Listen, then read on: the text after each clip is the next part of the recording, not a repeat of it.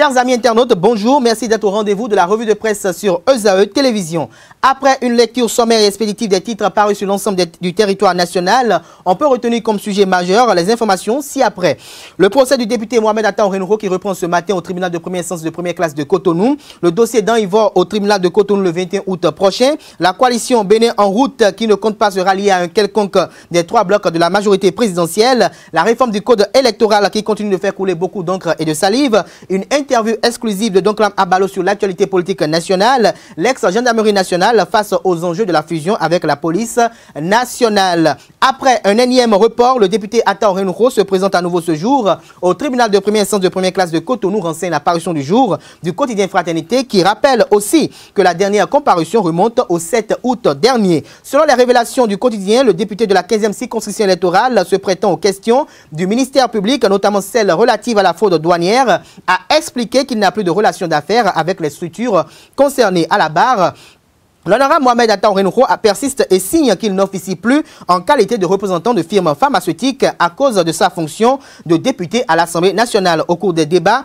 il a fait savoir qu'il a mis la plupart de ses locaux en bail à des sociétés dont il ignore les activités. Dans le même registre judiciaire, Fraternité informe qu'après plusieurs mois d'expectative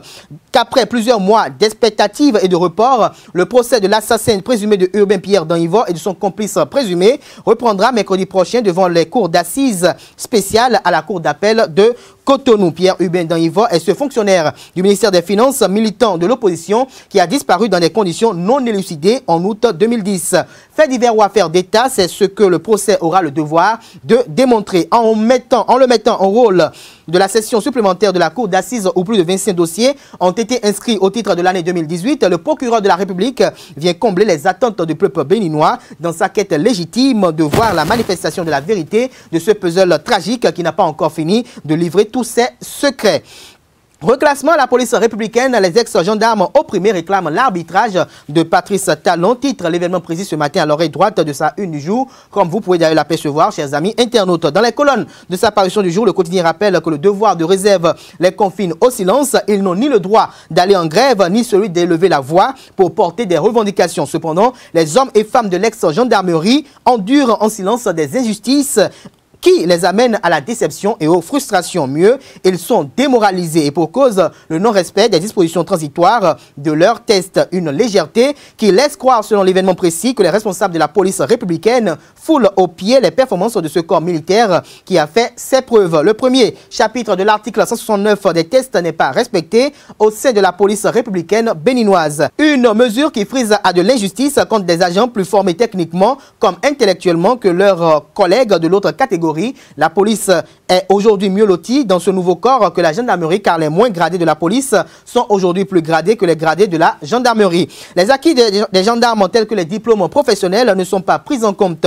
Dans cette situation pas très commode, le vœu latent de l'ex-gendarmerie s'articule autour d'un meilleur traitement dans le reclassement. Elle interpelle à cet effet le chef de l'État Patrice Talon, président de la République, chef suprême des armées, qui ne serait pas informé de la situation pour que justice soit rendue. D'un registre à un autre, réforme du code électoral en République du Bénin, l'événement précis constate une polémique inutile autour du test proposé car il s'agit d'une relecture du code électoral dans le but de le mettre en parfaite harmonie avec la charte des partis politiques. En revanche, Matin Libre, quant à lui, se pose des questions sur l'utilité et la portée des nombreux séminaires organisés en vue d'obtenir un consensus autour des différentes réformes et législations. Outre cela, Matin Libre cherche à comprendre ce matin comment est-on arrivé à porter à 250 millions de francs CFA la caution pour la présidentielle alors qu'au séminaire parlementaire, des débats ont tourné autour de 50 millions, jugés déjà exorbitants par des acteurs de la société civile. Même à 50 millions de francs CFA, des organisations de la société civile y voyaient un moyen d'écarter de potentiels candidats tout à fait aptes pour la mission, même si elles comprennent le souci d'éviter des candidatures fantaisistes.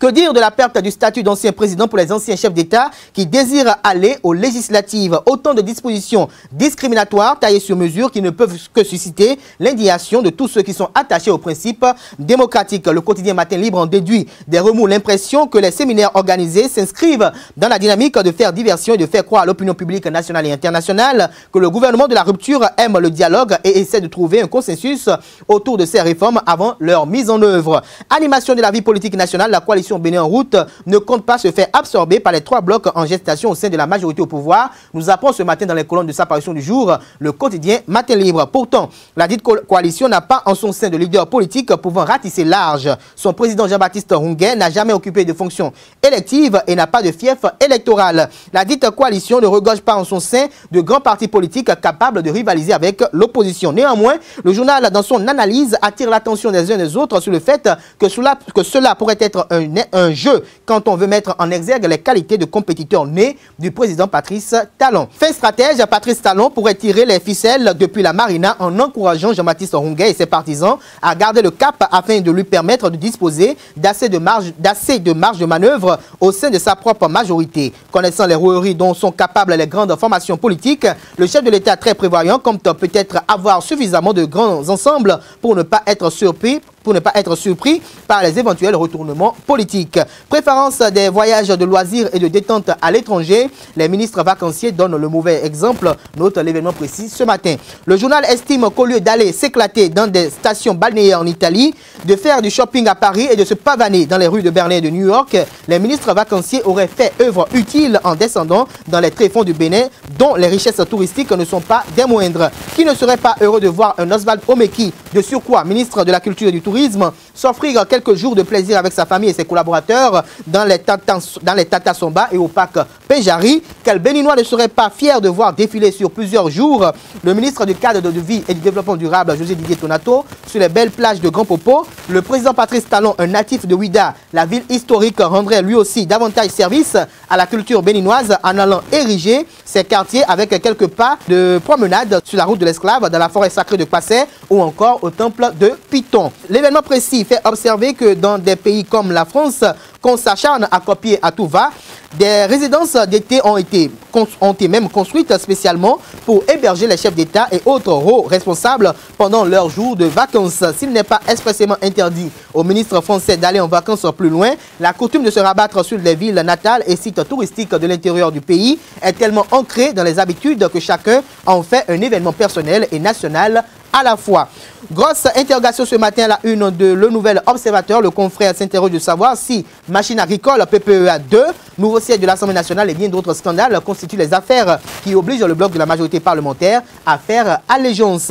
Le Nouvel Observateur propose dans les colonnes de sa parution du jour en exclusivité un entretien avec Lam Abalo, chargé de communication du Parti Union Sociale Libérale, USL. Lors de cet entretien, ce dernier a abordé plusieurs sujets brûlants de l'actualité politique nationale, notamment la suspension du quotidien La Nouvelle Tribune et a exprimé à cet effet une désolation et une amertume car, à son avis, la presse est bâillonnée et muselée sous le régime du président Patrice Talon. Mettons un terme ce matin à la revue de presse du jour avec la une du quotidien First Info qui relaye que pour pérenniser les réformes engagées au Centre national de sécurité routière CNSR, le directeur général Aubin Adou-Konou dope les capacités des agents en management de la qualité. Mesdames et messieurs, ce sera tout pour la revue de presse de ce jour. Merci pour l'attention. Le rendez-vous est pris pour le jeudi prochain pour un autre numéro. D'ici là, portez-vous bien et agréable suite en compagnie au programme sur les www.ezatv.com.